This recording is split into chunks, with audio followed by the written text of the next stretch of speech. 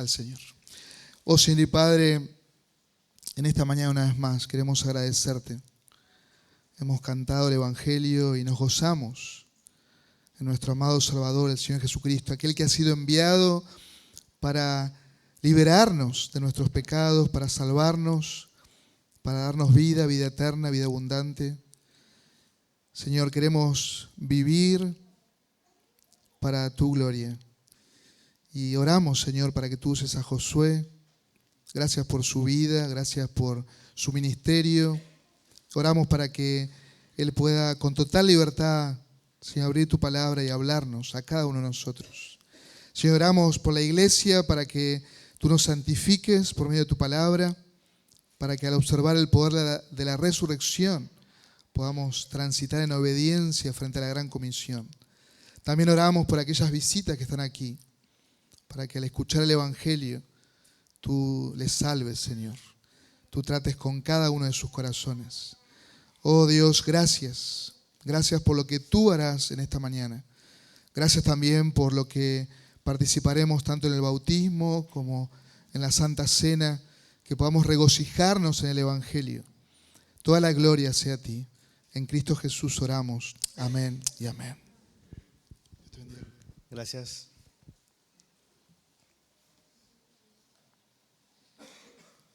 Es un privilegio estar acá con toda mi familia. La primera vez que pude estar aquí con toda mi familia, mi esposa estaba embarazada. Y ahora que volvimos, esta segunda vez, toda mi familia, mi esposa está de nuevo embarazada. Qué embarazoso. Dije el chiste ayer, ahora lo repito, que hay más gente. Funcionó. Es un privilegio estar aquí este domingo para exponer la palabra y dar cierre a esta conferencia titulada El poder de la resurrección. En esta hora se me ha pedido exponer el final del libro de Mateo, del Evangelio de Mateo, los últimos versículos de Mateo 28. Y creo que tiene todo el sentido del mundo hablar en Semana Santa de lo que tenemos en este pasaje de las Escrituras. Por favor, acompáñenme con sus Biblias allí, en Mateo capítulo 28, 16 en adelante. En este pasaje vemos la misión de la iglesia a la luz de la resurrección de Jesús. Es el texto conocido como la Gran Comisión y que cada creyente necesita recordar constantemente para no vivir distraídos, para no vivir desenfocados de la misión gloriosa de Jesús para nosotros, que es la única misión que le da sentido a nuestras vidas. Es la única razón por la que la iglesia está en este mundo todavía. No podemos vivir con satisfacción y con gozo verdadero si no estamos cumpliendo con la razón por la que estamos en este mundo y que vemos en este pasaje al final del libro de Mateo. Al mismo tiempo, de manera que puede resultar inesperada, este pasaje se relaciona con lo que ustedes como iglesia están viendo en el libro de Hebreos, en la serie que está llevando el pastor Ernesto, y lo que vieron la semana pasada, si no me equivoco, Cristo superior a Moisés. En la serie en Hebreos están llegando al punto en el que el autor de Hebreos declara y explica que Jesús es superior a Moisés, es más grande que Moisés, es mejor que Moisés, la gran figura en la historia de Israel. Y Mateo también tiene ese énfasis a lo largo de todo el Evangelio. Fíjate que vemos ciertos paralelos interesantes. Moisés fue preservado de morir cuando era bebé, cuando Faraón ordenó a matar a los niños de los israelitas. Y Jesús también fue preservado como nuestro mayor libertador, cuando Herodes ordenó la matanza de los niños en Mateo capítulo 2. Moisés, él es presentado en el Antiguo Testamento como el mediador del pacto. Pero Jesús es presentado como el mediador del nuevo pacto de Dios con su pueblo de Israel y de toda nación. Moisés recibe y enseña la ley desde un monte, el monte Sinaí. Pero en Mateo vemos a Jesús interpretando y aplicando esa ley, mostrando el corazón de esa ley en el monte del Sermón del Monte y diciendo que Él vino a hacer el cumplimiento de todo lo que estaba escrito, de todo lo que estaba profetizado, de todo lo que la ley apuntaba, para que ahora nosotros podamos vivir en obediencia verdadera y genuina. De hecho, algo que han señalado muchos eruditos es que Mateo estructura todo su evangelio en torno a 5 grandes discursos de Jesús. Tú miras 5 secuencias de milagros seguidas por enseñanza. Pero al final, luego de la cruz y luego de resucitar, ya no hay más enseñanza de Jesús. Se rompe la secuencia. Tú esperarías encontrarte de nuevo enseñanza, pero tú miras conjunto de milagros y luego enseñanza, pero se rompe la secuencia. Ahora Él, en vez de enseñar, nos llama a nosotros para que enseñemos a otros. Y así como la narración de la vida de Moisés termina en un monte donde Dios comisiona por medio de Moisés a Josué, la narración que hace Mateo termina también en un monte donde Dios comisiona a sus apóstoles y por extensión a la iglesia por medio de nuestro Salvador, que es más grande que Moisés. Entonces, leamos ahora lo que dice Mateo capítulo 28, versículo 16 en adelante. Dice: pero los 11 discípulos se fueron a Galilea, al monte que Jesús les había señalado. Cuando lo vieron, lo adoraron, pero algunos dudaron. Acercándose Jesús, les dijo: toda autoridad me ha sido dada en el cielo y en la tierra. Vayan pues y hagan discípulos de todas las naciones, bautizándolos en el nombre del Padre y del Hijo y del Espíritu Santo, enseñándoles a guardar todo lo que les he mandado. Y recuerden, yo estoy con ustedes todos los días hasta el fin del mundo. Oramos. Padre eterno, te damos gracias por tu palabra, te damos gracias por el privilegio de poder juntarnos aquí para escuchar tu voz y la misión que tú nos das por medio de tu Hijo, Señor. Te rogamos que seas tú inflamando nuestros corazones con la grandeza y el gozo que hay en esa misión, Señor. Que podamos ser alentados, Señor, y que si alguien aquí no te conoce, Señor, pueda conocerte y empezar a vivir la vida que es más grande que lo que imaginábamos, Señor, que es dar a conocer tu grandeza, disfrutar de ti y llevar a otros a disfrutar también de ti, Señor. Te rogamos todo esto, te ruego que me uses en mi debilidad, Señor. Sé tú exaltado en esta hora, Señor, te lo pedimos en Cristo. Amén. Quisiera en esta hora empezar este mensaje haciendo algo atrevido y que nunca antes había hecho desde un púlpito. Quisiera leerles algo que le pedí a ChatGPT que escribiera. La razón de eso es porque estas supuestas inteligencias artificiales tienen acceso a prácticamente todo el conocimiento del mundo y lo que se ha escrito sobre un tema. La IA no dice nada original. Lo que hace es predecir por medio de algoritmos, de estadísticas avanzadas, cuál es con mayor probabilidad la siguiente mejor palabra para la orden que tú le dices. Por eso es que va escribiendo palabra por palabra.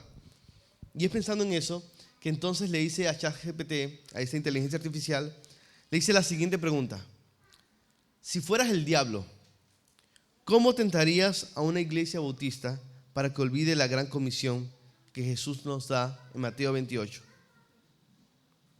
Si fueras el diablo, ¿cómo tentarías a una iglesia bautista para que olvide la gran comisión? Escucha la respuesta. Si quisiera que una iglesia bautista olvide la gran comisión de Mateo 28, no la atacaría de frente, la diluiría.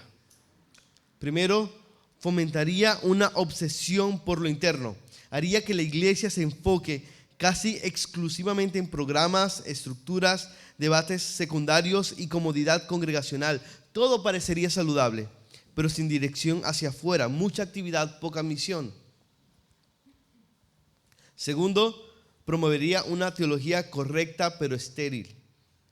Incentivaría el amor por la precisión doctrinal, sin un celo proporcional por las almas. Que se estudie mucho, pero que se evangelice poco.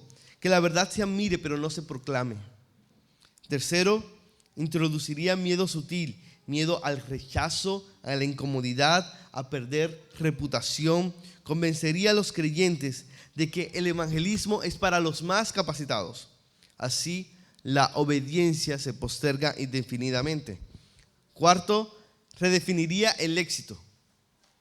En lugar de medirlo por fidelidad a ser discípulos, lo mediría por asistencia, estabilidad financiera o calidad de eventos, la iglesia se sentiría exitosa sin cumplir su propósito central. Quinto, saturaría la vida de los miembros con distracciones legítimas. Trabajo, entretenimiento, compromisos sociales, nada abiertamente pecaminoso, pero suficiente para desplazar la urgencia del mandato de Cristo. Sexto, aislaría a la iglesia de los no creyentes, fomentaría una cultura donde casi todas las relaciones sean internas, sin contacto real con el mundo. La misión se vuelve abstracta. Y finalmente, sembraría la idea de que la gran comisión es opcional o implícita, no un mandato claro. No negaría Mateo 28, simplemente lo volvería irrelevante en la práctica diaria. Así, sin confrontación directa, la iglesia seguiría existiendo, pero habría olvidado por qué. Lo dice la IA, basándose en un montón de cosas que ya están escritas. Entonces, cuando estoy frente a la gran comisión de Mateo 28, algo confrontante para mí es pensar que incluso los algoritmos de la IA parecen tener más claro que muchos de nosotros, que muchos de la iglesia hoy en día. ¿Cómo podemos olvidar y distraernos de nuestro propósito, de nuestro llamado, de nuestra misión? Desde mucho tiempo antes de ChatGPT parece que esta agenda que acabo de leerte ya se está llevando a cabo en muchas iglesias. En gran parte de la iglesia en nuestros días. El gran evangelista D.L. Moody, él decía que no deberíamos tenerle miedo al fracaso, sino que deberíamos temer el éxito en las cosas que no importan. Y este pensamiento no puede ser más cierto que cuando lo aplicamos a la gran comisión. Si Jesús en verdad resucitó y tiene toda autoridad, es un fracaso tener una teología correcta, pero no ponerla en la práctica para alcanzar a los perdidos y para ser discípulos de todas las naciones. De hecho, si tu teología no te lleva a eso, si tu teología no te lleva a buscar la gloria de Dios en la conversión de las personas, si tu teología no te lleva a amar a las personas para llevarles el mensaje del evangelio, si tu teología, dice la Biblia, nos enseña la Escritura, en realidad no es buena ni sana.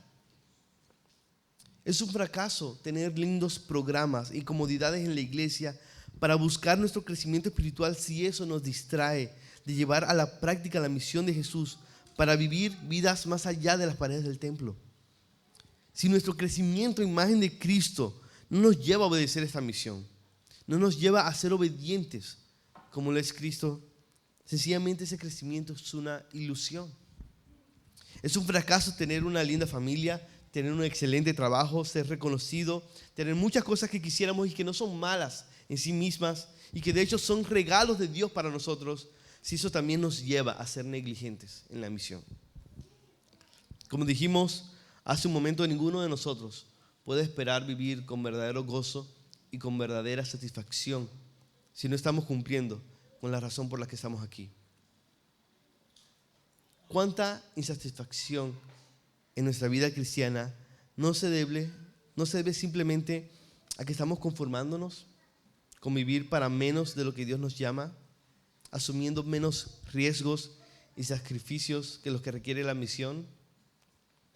Ahora bien, las palabras que encontramos aquí en Mateo 28 no están en la Biblia para que nos sintamos culpables por nuestra distracción, culpables por nuestra falta de diligencia.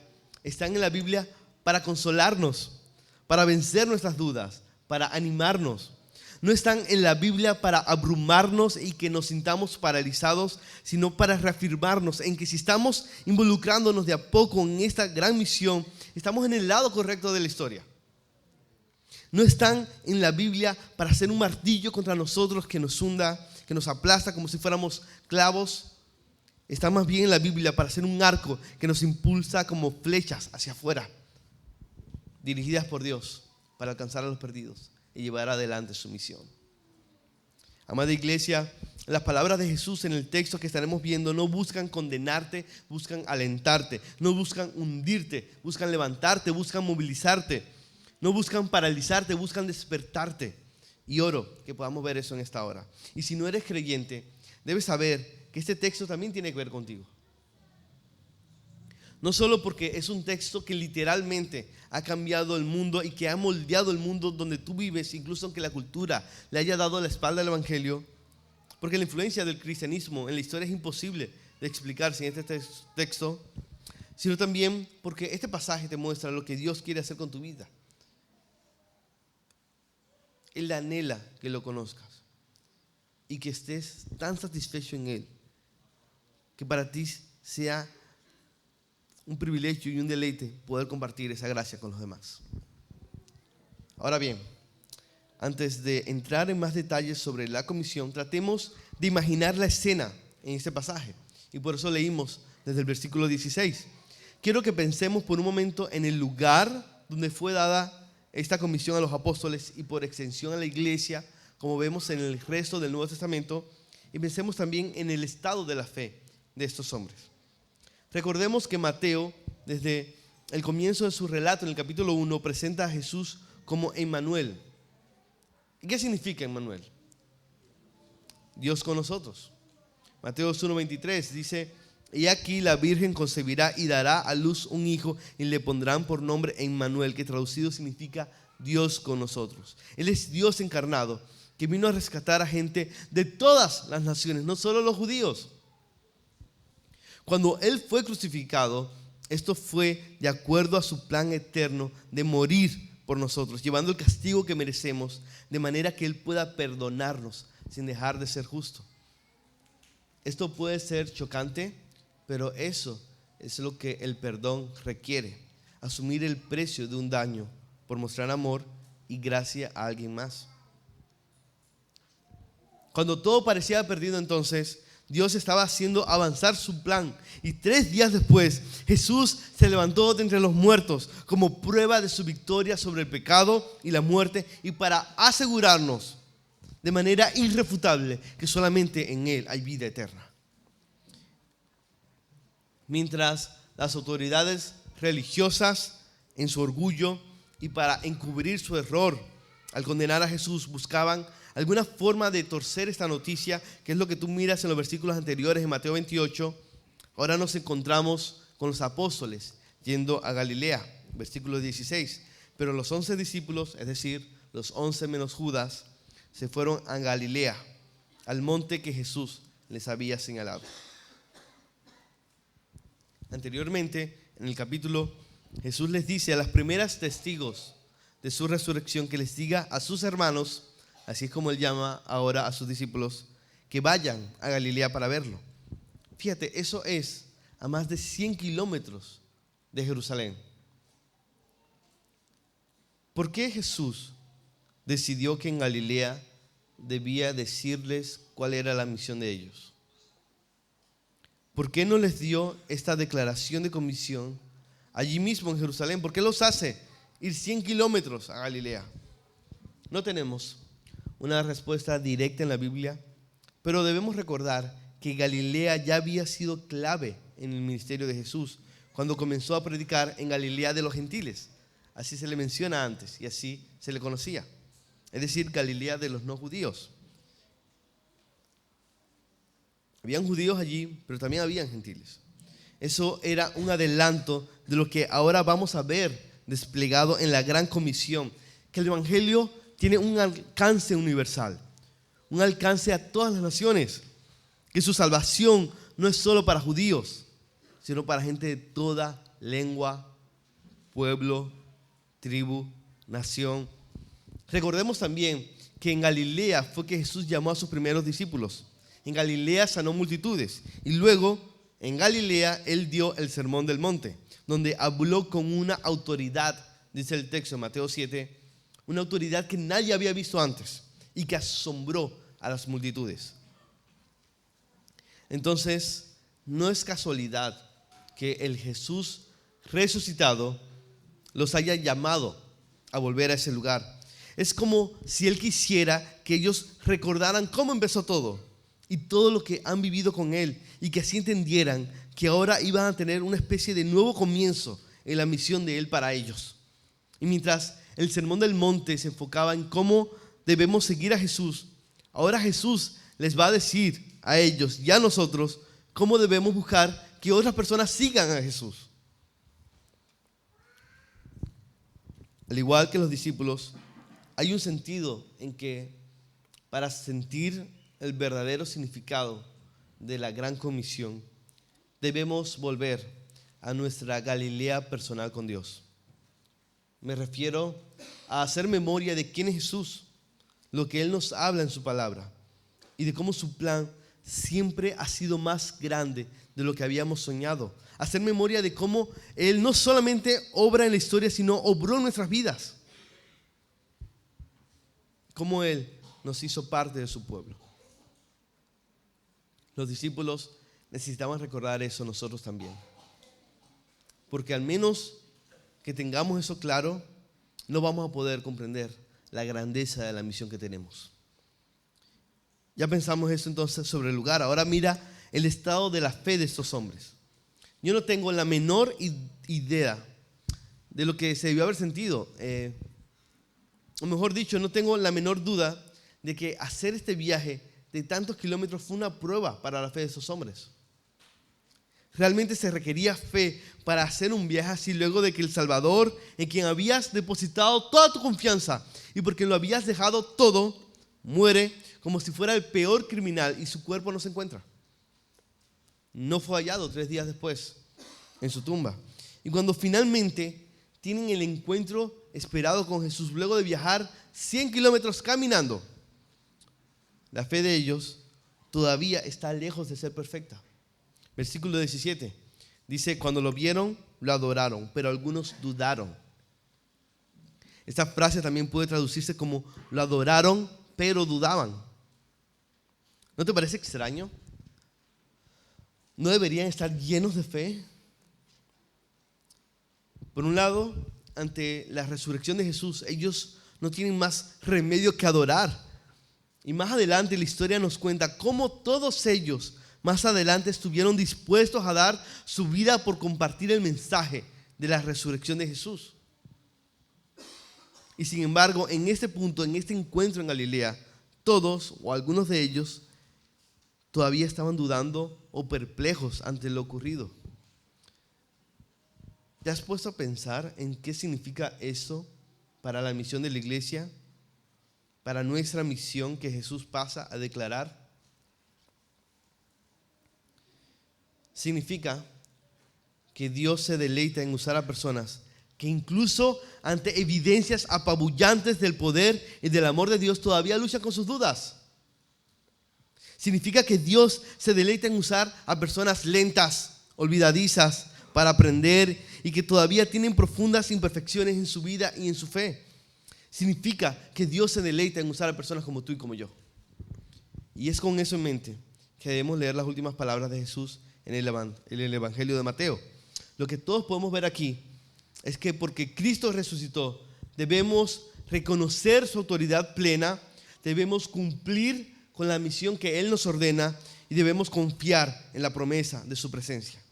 Entonces, en esta segunda mitad del mensaje, vamos a abordar estas palabras a la luz de esos 3 puntos. Primero, debemos reconocer la autoridad plena de Cristo.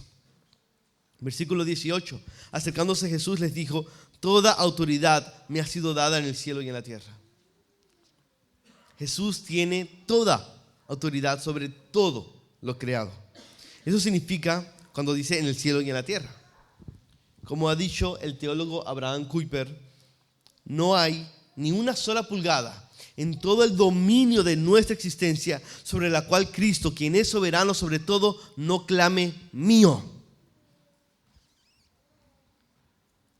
Ahora bien, esto no significa necesariamente una nueva autoridad para Jesús, porque Él es Dios, hecho hombre por nosotros y para nuestra redención. Él siempre ha sido Señor sobre todo, pero de alguna manera que supera nuestra comprensión. Él, como Hijo del Padre, tiene un nuevo nivel de autoridad, porque ya ha vencido el pecado en la historia, porque ha vencido a la muerte en la historia.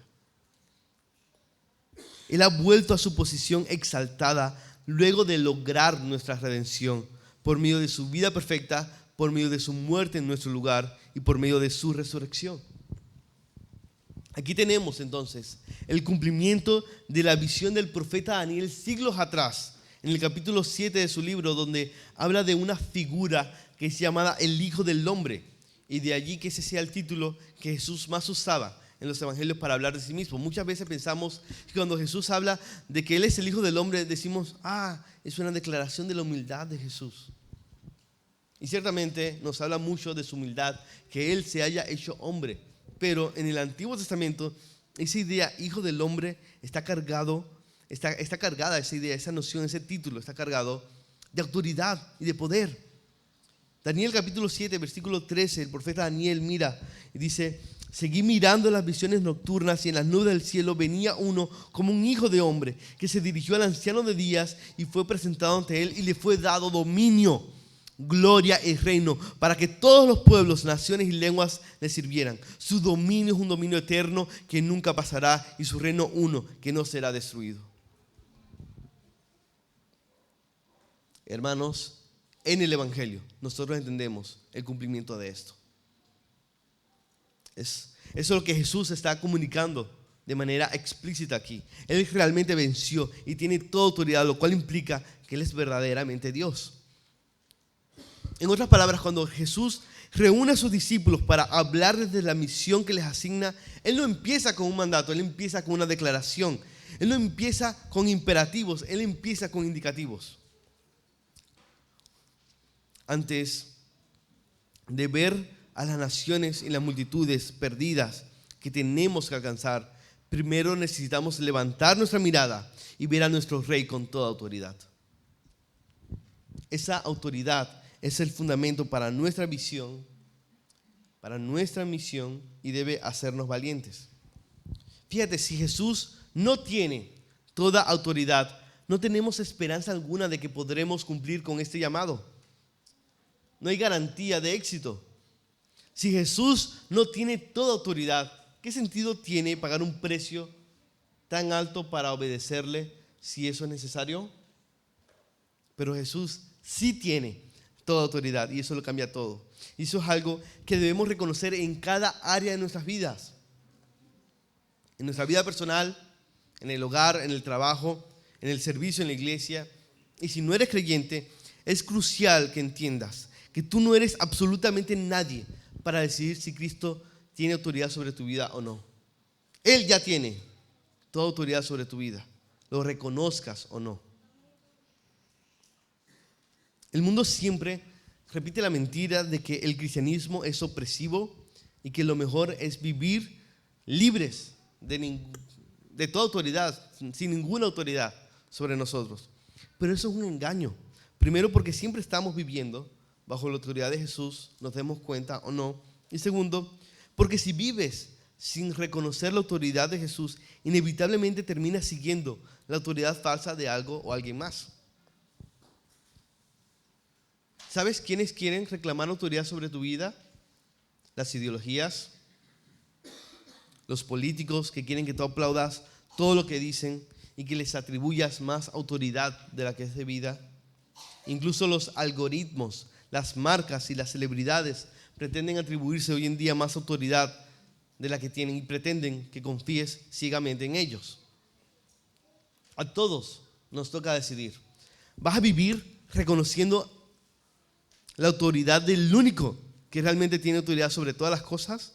¿O vas a vivir priorizando otras voces que te prometen libertad, pero que simplemente quieren esclavizarte? Han habido tantas malas autoridades en este mundo que en cierto sentido es normal ver como opresivo someternos a autoridades. Pero cuando se trata de Jesús, piensa en esto: ¿cómo puede ser opresivo sujetarte a la autoridad del Rey que murió por ti? Nuestro llamado empieza entonces por reconocer esa autoridad, sabiendo que es el fundamento de la misión que nos encomienda, lo cual nos lleva a nuestro segundo punto en las palabras de Jesús. Ya vimos que debemos reconocer la autoridad plena de Cristo, ahora vemos que debemos cumplir la misión que nos ordena Cristo. Versículo 19: vayan pues, o mejor dicho, por tanto, vayan y hagan discípulos de todas las naciones, bautizándolos en el nombre del Padre y del Hijo y del Espíritu Santo, enseñándoles a guardar todo lo que les he mandado. Nuestra misión es ir Y mientras vamos, que es la idea que está en el griego, vamos haciendo discípulos de Jesús. Personas que también reconocen su autoridad y lo obedecen en todo. En otras palabras, la misión se trata de hacer discípulos. Esa es la orden principal. No tenemos que reinventar las ruedas, no tenemos que complicarnos. No es simplemente evangelizar y hacer que muchos sepan quién es Jesús y lo que hizo, y buscar que hagan profesiones de fe. Discipular se trata de algo más lento, pero más glorioso. Se trata de formar a personas que crecen a imagen de Jesús, que caminan en el camino de Jesús, el camino que Él tiene para nuestras vidas, mientras lo reconocemos como Señor y como Salvador. ¿Y cómo debemos cumplir esta misión? Bueno, hay 3 pasos en las palabras que vemos aquí. Primero vemos un ir. Dios nos llama a salir de nuestra comodidad.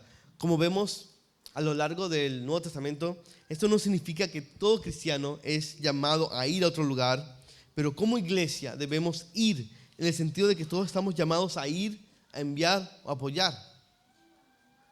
Y aunque no todo cristiano está llamado a ir, es muy posible que haya más cristianos llamados a ir de lo que estamos admitiendo entre nosotros y reconociendo. Y hay que orar por eso. Las misiones requieren que nos movilicemos a todas las naciones y no podemos disminuir la fuerza de esto. Con mi familia y mis hijos todos los días leemos una página de un librito pequeño de la Junta Internacional de Misiones de los Bautistas del Sur, donde se habla de las etnias no alcanzadas y hay una guía de oración por ellas. Y tratamos de orar todos los días por una etnia distinta. Ese librito puede obtenerse gratis en la página web de ellos y se lo voy a pasar a Ernesto para que lo pueda compartir con ustedes. Estas son algunas de las estadísticas presentes en la edición que tengo con datos de finales del 2024, para dar algunas estadísticas. En las Américas, en nuestro continente, hay 169 etnias no alcanzadas y que siguen sin ser evangelizadas con plantación de iglesias. Hay 17.708 almas que entran cada día a una eternidad sin Cristo. En la cuenca de Asia-Pacífico, donde viven 2.300 millones de personas, hay 468 etnias que siguen sin ser evangelizadas con plantación de iglesias. Y hay 47.859 almas que entran cada día a una eternidad sin Cristo. En Asia del Sur, donde viven 1.900 millones de personas, tenemos a 976 etnias no alcanzadas y 40.547 personas que entran cada día a una eternidad sin Cristo. ¡Cada día! Y te estoy hablando solo de algunas regiones del mundo. Hay mucho más que podemos hablar sobre todo esto, y muchas más estadísticas para compartir, pero este es el punto. No debemos distraernos de esta realidad. No todos somos llamados a ir, pero todos somos llamados a involucrarnos de alguna manera con esto desde nuestras propias iglesias. Entonces, primero vemos un ir en nuestra gran comisión. Segundo, vemos un bautizar. Jesús nos llama a ser discípulos bautizándolos en el nombre singular del Padre, Hijo y Espíritu Santo. Ahí vemos la Trinidad, el misterio de que Dios es uno en esencia, un solo nombre y 3 personas. Un solo Dios bajo el cual todos estamos llamados a bautizarnos, dando testimonio de nuestra fe de que ahora hemos muerto en Cristo, sepultados con Él, y ahora Dios nos promete que tenemos una nueva vida levantados con Jesús. El bautizo representa el comienzo de la vida cristiana y el discipulado cristiano. Y por eso lo que vamos a presenciar en un momento es tan especial y es motivo de tanto gozo. Y tercero, vemos la tarea de enseñar. Debemos hacer discípulos enseñándoles a guardar todo lo que Jesús nos ha enseñado, lo cual implica de nuevo otra declaración de deidad por parte de Jesús, porque en el Antiguo Testamento solamente Dios es digno de ser obedecido en todas las cosas. Así es como formamos discípulos de Jesús para toda la vida. Y de nuevo, todo eso está fundamentado en la resurrección de Jesús y su autoridad. Si Él no resucitó, ¿por qué hay que darle atención a sus palabras? Pero si Él resucitó de entre los muertos, esa es la verdad gloriosa que creemos y proclamamos, entonces todos debemos guardar lo que Él enseñó. Incluso si por nuestra falta de conocimiento o por nuestro orgullo al comienzo nos puede resultar chocante su enseñanza, Él es digno de que lo obedezcamos. Y esto es desafiante, pero no hay más alternativa. Si Él venció la muerte por nosotros y demostró ser quien dijo ser. Ahora bien, siempre que se habla de esto, en temas de la misión de la iglesia, se suele hablar mucho de cuál es el lugar entonces de nuestras buenas obras. La realidad es sencilla. Si vamos a obedecer todo lo que Jesús nos ha mandado y enseñar a otros a hacer lo mismo, inevitablemente vamos a hacer obras de misericordia. Nos vamos a preocupar por los más vulnerables, por el huérfano, por la viuda, por el pobre, por el oprimido, por los extranjeros, por los enfermos. El tiempo no alcanza para mencionar todos los versículos en el Antiguo y Nuevo Testamento que hablan de esto.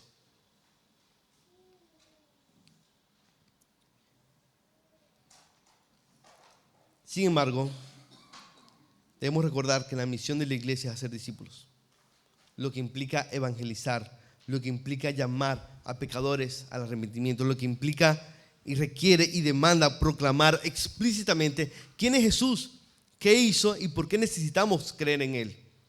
Nuestras buenas obras no pueden ni deben reemplazar nuestra proclamación del Evangelio. Ellas adornan nuestra predicación y le dan credibilidad, pero no sustituyen nuestra predicación. Francisco de Asís decía siglos atrás que debemos predicar el Evangelio y si es necesario usar palabras. Error. Predica el Evangelio y si puedes usa un megáfono. Proclámalo para que más personas lo puedan entender. ¿Por qué? Porque aunque debemos buscar aliviar sufrimiento en este mundo, la misión de la iglesia, el corazón de la misión es algo más glorioso que eso. Es llamar a las personas a escapar de una eternidad de sufrimiento y juicio eterno por nuestro pecado. Porque hay algo peor que la pobreza. Es la pobreza eterna. Hay algo peor que el dolor en este mundo. Es el dolor de un juicio eterno sin Dios. ¿Qué es lo que merecemos por nuestra idolatría? Que es poner otras cosas en el lugar que solo Dios merece. Debemos preparar a las personas para una eternidad con Cristo a medida que ellas obedecen todo lo que Él nos ha mandado. Hermanos, en todo esto no tenemos que reinventar la rueda. Aquí está nuestra misión. Es la misión de la iglesia, no es tu misión personal, lo cual significa que tú solo no puedes ni debes hacerlo todo. Pero tu vida va a estar incompleta si no estás comprometiéndote con esta tarea que tiene un impacto eterno. Y es importante que como iglesia oremos, que el Señor nos ayude a proclamar el Evangelio, pero no solo proclamarlo, sino hacerlo visible con nuestras acciones.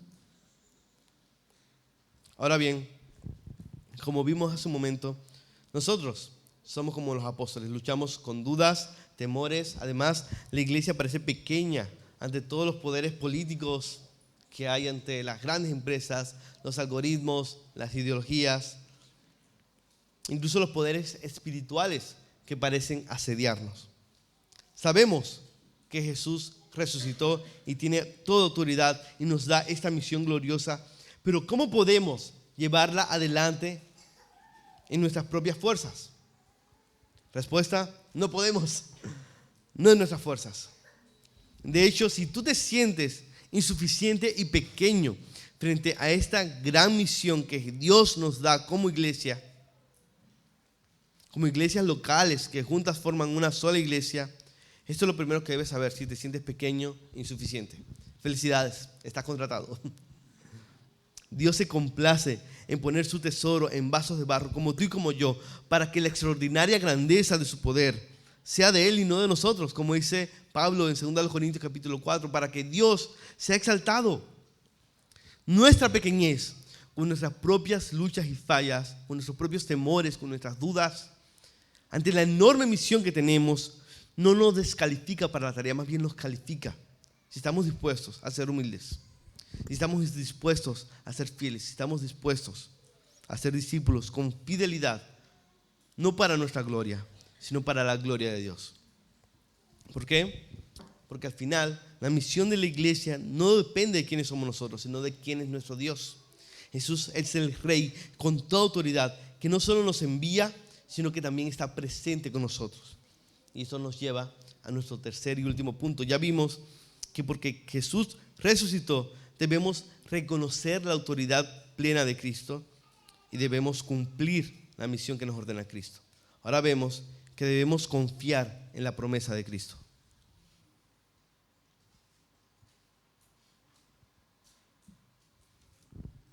Debemos confiar en la promesa de la presencia de Cristo. Cuando mi esposa y yo estábamos recién casados, vivíamos en un anexo pequeño, en una calle que era cuidada por algunos perros grandes. El más grande se llamaba Oso y los otros dos no se me olvidan sus nombres porque era 2016. Entonces los vecinos de la calle, a uno le pusieron Trump y a otro le pusieron Hillary. Y al comienzo esos perros nos daban miedo y nos ladraban cuando caminábamos por la calle. Teníamos que salir por la calle, era larga, y llegar hasta la avenida principal para poder agarrar el colectivo. Y cuando era muy oscuro, en la noche o en la mañana, daba miedo esos perros grandotes. Aris, mi esposa, Aris salía de casa a las 5 de la mañana para poder estar en la facultad. Entonces yo la acompañaba hasta la parada del colectivo para que ella pudiera sentirse más segura y luego veía cómo me las ingeniaba para volver. Y la verdad es que yo a veces tenía tanto miedo como ella, pero yo trataba de hacerme valiente. O sea, me acababa de casar, tengo que ser valiente.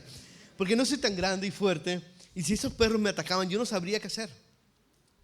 Pero porque yo estaba presente con ella, ella podía caminar segura. Ella podía sentirse y saberse segura, saberse amada también.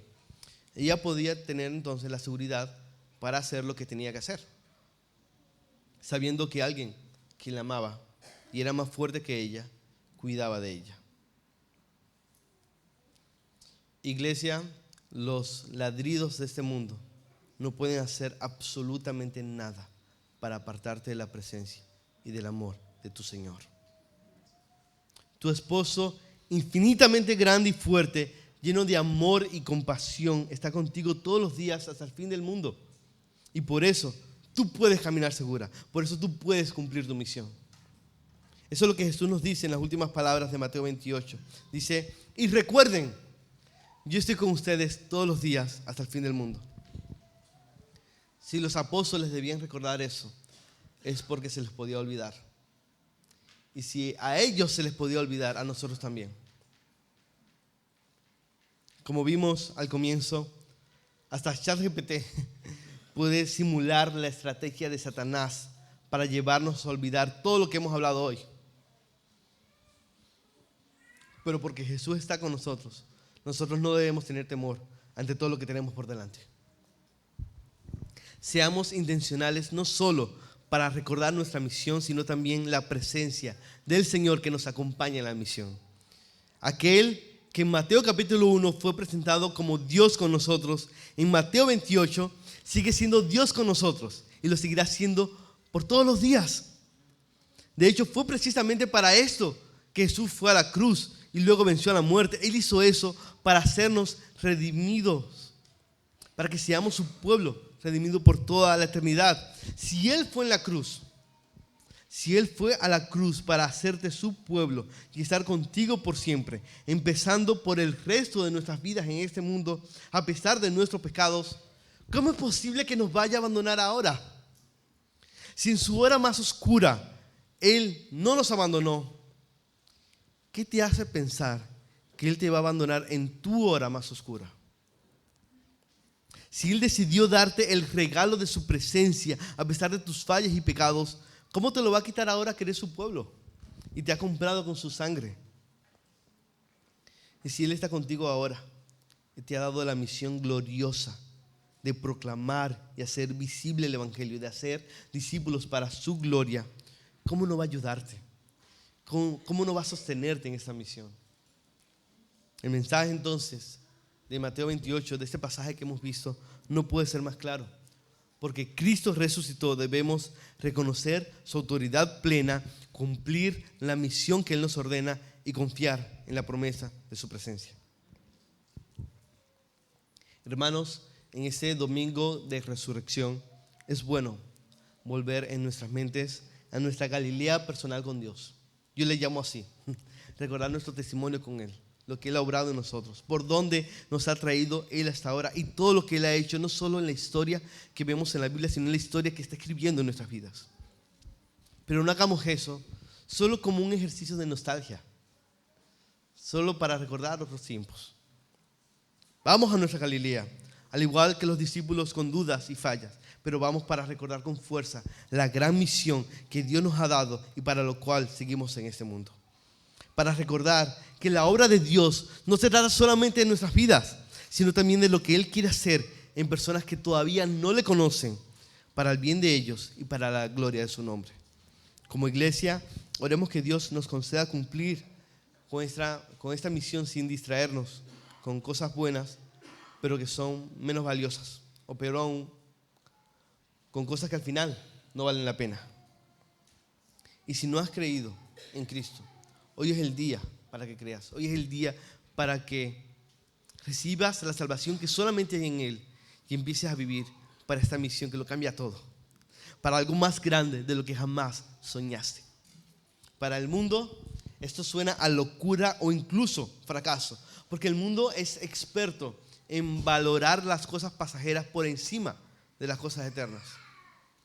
Pero como decía D.L. Moody, nuestro mayor temor no debería ser el fracaso, sino el éxito en las cosas que no importan. Iglesia, nada importa tanto como esta misión. Y Jesús es quien nos sostiene y Jesús es quien nos acompaña. Oramos. Padre eterno, te alabamos por tu palabra, te alabamos por tu redención, te alabamos porque hoy recordamos que tu Hijo ha vencido. No solamente ha vencido, sino que nos ha dado el privilegio y la tarea enorme y gloriosa y bella de poder exaltar su nombre en las naciones, Señor. Hacer discípulos tuyos, Señor. Úsanos, Señor, por amor de tu nombre. Exáltate en nuestras vidas, te lo pedimos en Cristo Jesús. Amén. Dios les bendiga.